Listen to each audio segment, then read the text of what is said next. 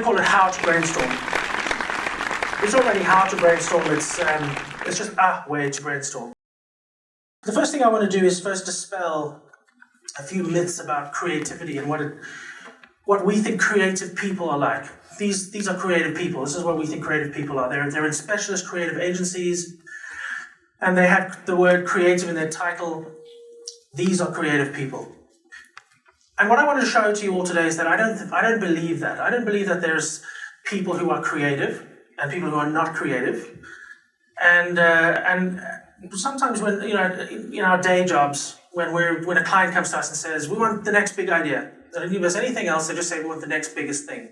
We often feel like this. This is how we feel when we're given a creative task. And I'd like to show today that I don't believe that you get creative people and non-creative people. I think that a creativity is a human instinct, that actually it is something that's within us all. We're all human beings, and I think that we're all capable of creative. So I wanted to show you what I thought was the trick, maybe, so that we can all start achieving some of these great ideas. Does anyone know who this guy is? Yeah. Anyone who's in England probably might recognize him. His name is Darren Brown. Darren, D-E, Darren Brown. And he's a celebrity, a TV celebrity in the United Kingdom. He's like a magician / hypnotist, not the kind of David Copperfield kind of guy, but the sort of, he's not an illusionist. He specializes in the power of suggestion. That is, the things that you see in your day-to-day life, and then they have a relevance to you in your day-to-day life. Things you saw yesterday that you don't notice you saw, but then they come out in the next day. He specializes in that, and there's this really great YouTube video, which I'm not going to show you now because it's quite long, but I'll just jump through a few of the slides, and this is how it begins. He takes these two guys, Tony and Martin, and they both work for MBA, which is an independent creative agency in London. And he's a creative director and he's a conceptual designer. And he puts them in a room. He first drives them from their office and he moves them over to his boardroom in the studio, wherever they are. And he sets them with a task. He gives them a task to do. And what that task is to come up with a logo and some branding for a taxidermy business, just some random taxidermy business. And all they really have in the room are these props. So that's a bear, and there's a couple of other stuffed animals around there. And their job is to come up with a new logo and some new branding and a new name for the business. And there's one more prop, that's a cat. But underneath the cat, Darren Brown himself has drawn his own rendition of this logo, and he's done his own logo. He's done his own name. And he's put it in an envelope underneath the cat. And that's where it's going to remain for the duration of the task, which they are being given 30 minutes to accomplish.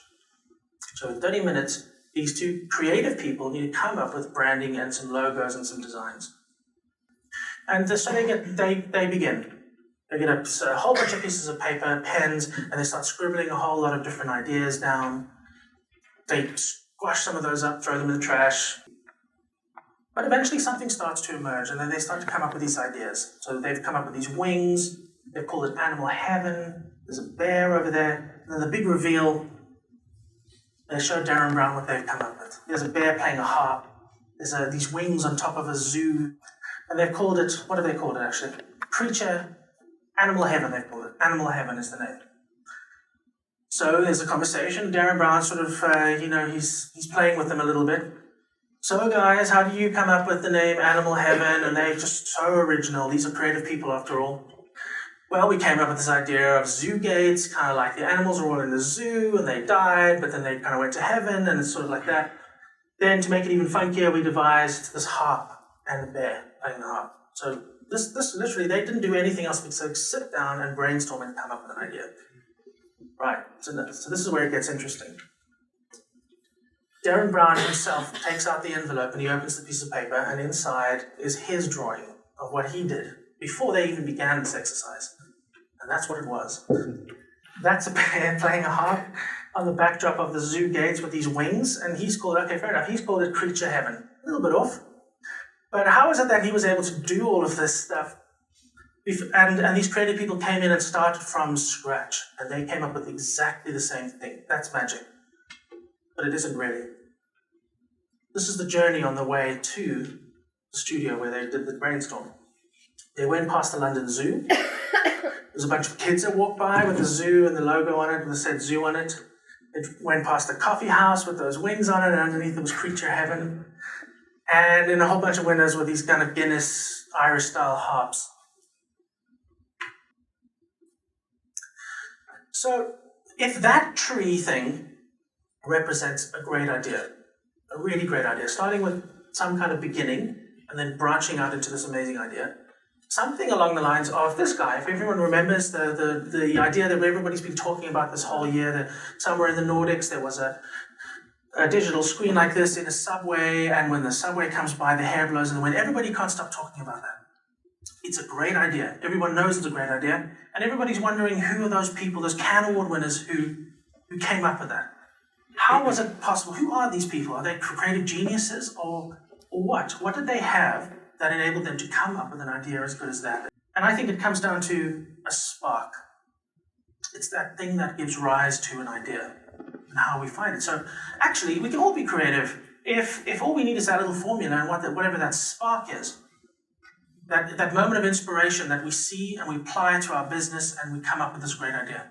And I think that our problem is often that we're not exposed to the spark. We don't see what it is that's going to give rise to these great ideas. So let's get practical now. Let's show you a few examples of how you can come up with some ideas. Has anyone heard of the site Kickstarter? It's just a site you can upload a business idea and then you can send it out on Twitter to all your friends and you can raise money. People can donate any amount of money in any denomination and you give them back equity or whatever it is. And a lot of great businesses have been launched using Kickstarter. Millions of dollars have been raised doing this. And I just happened to stumble across this. They're not hard to find, they're everywhere. I just stumbled across this little chip. All it does is detect how wet something is. And it transmits a signal through radio frequency to a mobile device 10 or 20 feet away. All right, so that's all I saw was a wet detector that communicated with your device. So what I did then was I said, well, who's some of our clients? So this is a client of ours. What if you put that little chip inside the baby diaper and made an app? An app that sends you a text message whenever your baby needs to be changed. Now, if any one of you have kids, you no longer have to do the finger test anymore. You'll know what the finger test is. But there it is. Put a chip in the diaper, get a text notification when your baby needs to be changed. Try this one. Here's another one of our clients, Lincoln. This is an outdoor environment. It's a beautiful photo of a car, one of these Lincoln cars. That it starts to rain, and it's kind of bursts into life. You know, it gets all wet. The car starts to, windscreen wipers start to go, and so on. It's much better than other weather detectors. Other weather detectors go on any kind of national feed, the Met Office or whatever. It might not be raining in that part of town, but this is really accurate because it detects how wet it is and it jumps into life. Here's another thing that I found. It's a small piece of microfilm. It's really special. All you do is you stick it onto your mobile device, breathe into it, and it then tells you what your blood alcohol limit is. So that's all that this was. This was just an invention that somebody came up with called Spectrofun. And so now let's take that concept of breathing onto some film to give a reading to our business. One of our clients is the Department of Transport, and they're doing a campaign for driving while intoxicated, DWI. So what if we had a screen like this, and all you had to do was just approach the screen if you were in a club. This is in a club environment, a nightclub or bar environment. A few drinks, we could have used a few of those last night. And you approach it and breathe onto that little circle, and it just magically turns into what your reading is. It says, you've had too much. And then it says, text Uber to 18549 and to get picked up now. So there's a company that's doing a public service, it's promoting its brand, it's doing its awareness, everything that it needed to do, but it's using these magical technologies that we just discovered. We connected the two together. We saw a technology that was unrelated. We had a brand that was unrelated. And we found a way to bring those two together. So that's it, really. I mean, I think that when we're in CES tomorrow, when we're walking around, I think this is just really an opportunity for everybody to just walk through the halls of the CES and look at all of the technologies that we see and try and find that spark. And I'm pretty sure there's going to be loads of them. Just so many of them. We'll walk past the store and we'll see some little gadget and we'll say, you know what, that works very well in my medium. So the next RFP we get, or when a client's asking for something new, we just take that idea and we apply it to our medium, and out will come one of those great ideas that we've been talking about so much this year.